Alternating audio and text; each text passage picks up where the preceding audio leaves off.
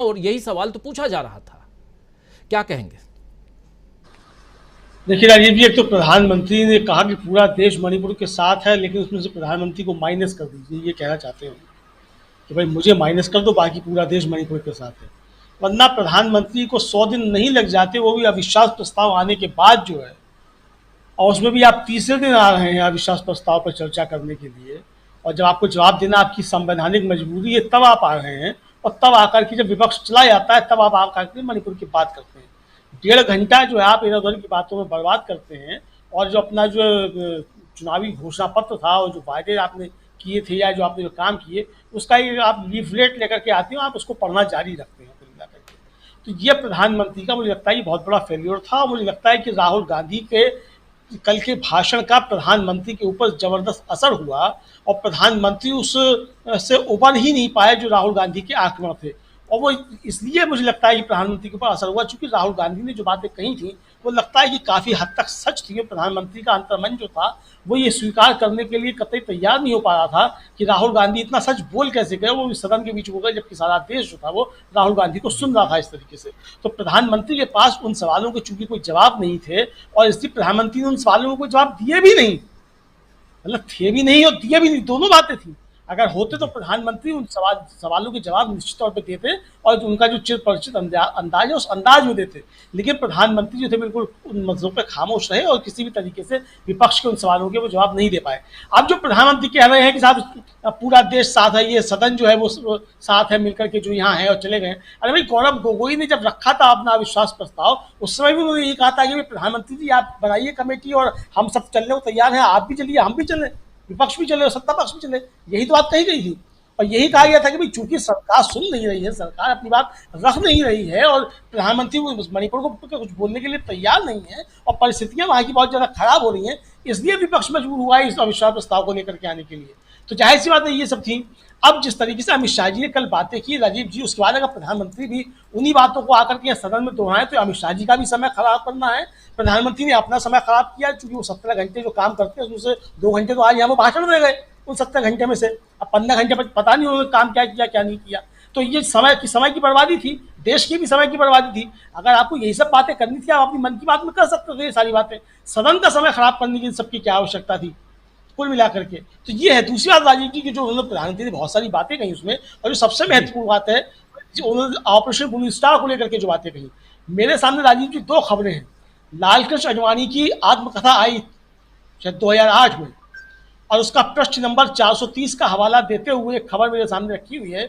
अकाली दल के नेता हुआ करते थे उस समय सुखदेव सिंह ढींढसा, उनका बयान है, उनका ये किसी हाल में आडवाणी जी की बात स्वीकार्य नहीं है। और आडवाणी जी ने उसमें लिखा है बाकायदा साहब कि उन्होंने जो था वो एक तरीके से कहा है कि ऑपरेशन ब्लू स्टार करने के लिए इंदिरा गांधी को मजबूर किया, मतलब ये उनका जन आंदोलन था। ये शब्द किए हैं उन्होंने इस्तेमाल।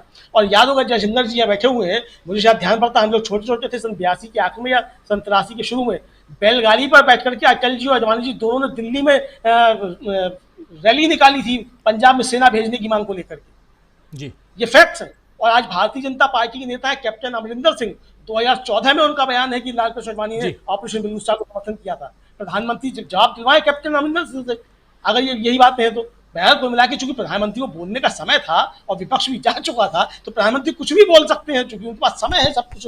और देश के इकलौते ऐसे प्रधानमंत्री हैं जो सबसे ज्यादा बोलते हैं, रिकॉर्ड है उनके नाम सबसे ज्यादा बोलने के, तो कुछ भी बोल सकते हैं प्रधानमंत्री, तो कुछ भी बोल के चले गए हैं। जी बहुत सारी बातें यहाँ पर, जिसके जब आप विपक्ष के साथ उस प्रेम और सद्भाव को, सौहार्द को बनाए रखने की कोशिश करेंगे, लेकिन क्या ऐसा होता है? एक बड़ा सवाल है। अमलेंदु जी, क्लोजिंग कमेंट आपसे चाहूँगा, क्या ऐसा होता है?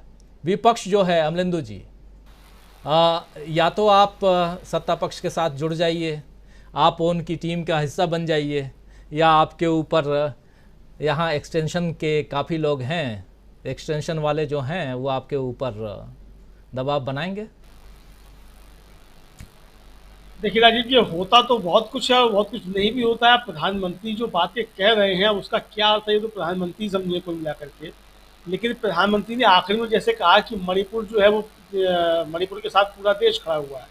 अगर प्रधानमंत्री को इतनी बात कहनी थी तो 2.25 घंटा जो था वो बर्बाद करने की आवश्यकता थी ही नहीं। इस बात को शुरू में ही प्रधानमंत्री कह पूरा देश मणिपुर के साथ खड़ा हुआ है। आप जो है इधर उधर की बातें भी करेंगे और ये भी बताएंगे कि मणिपुर के साथ जो पूरा देश भी खड़ा हुआ है, तो प्रधानमंत्री की जो दोहरा रवैया है इस मसले को लेकर के वो साफ जाहिर हुआ।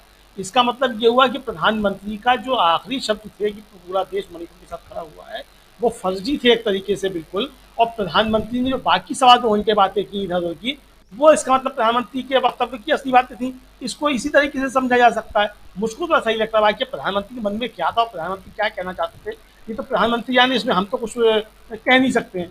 लेकिन जिस तरीके से प्रधानमंत्री ने आज राजनीतिक सदन में बातें की हैं सब मिला करके, वो साफ जाहिर करता है कि इतने गंभीर मसले पर भी प्रधानमंत्री जो है इसको हंसी और मजाक में उड़ाना चाहते थे। यानी सवा 2 घंटा उन्होंने जो मणिपुर जैसे गंभीर मसले को हंसी और मजाक में उड़ाने की कोशिश की और पूरा जो सत्ता पक्ष था वो खिलखिला के हंसता रहा। यानी मणिपुर की घटना ऐसी थी जिस पर सत्ता पक्ष को हंसना जरूरी था, खिलखिलाना जरूरी था, प्रधानमंत्री का कटाक्ष करना जरूरी थे। मुझे लगता है कि प्रधानमंत्री को ये आत्मावलोकन और आत्मालोचन जो है इस करने की आवश्यकता है कि इतने गंभीर मसले पर प्रधानमंत्री ने जिस हल्की तरीके की बातें की हैं, ये भारत जैसे दुनिया के सबसे बड़े लोकतंत्र के प्रधानमंत्री को किसी भी हाल में शोभा नहीं देता है। ये नरेंद्र मोदी को शोभा दे सकता है, एक व्यक्ति नरेंद्र मोदी को शोभा दे सकता है, लेकिन भारत के प्रधानमंत्री को कतई शोभा नहीं दे सकता है कि इतने गंभीर मसले पर प्रधानमंत्री इतनी हल्की तरीके की बातें करें।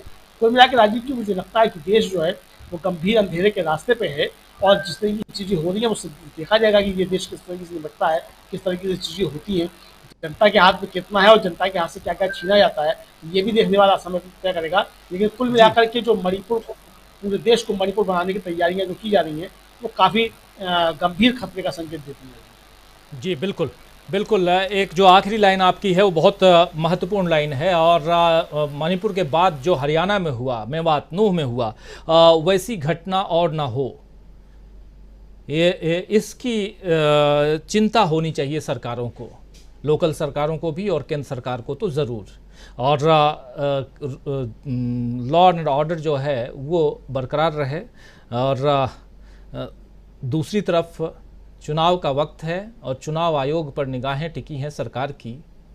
और नया बिल जिसकी शुरुआत में हमने चर्चा की थी कि एक नया बिल लेकर के सरकार आज राज्यसभा में उसको पेश कर दिया गया है, और उस अध्यादेश के मुताबिक अब सीजेआई यानी चीफ जस्टिस ऑफ इंडिया चुनाव आयुक्त की नियुक्ति का जो पैनल है 3 लोगों का, जिसमें सीजेआई होते हैं और उनके अलावा प्रधानमंत्री होते हैं और नेता प्रतिपक्ष या विपक्ष कहें वो होता है। यानी कि आज की तारीख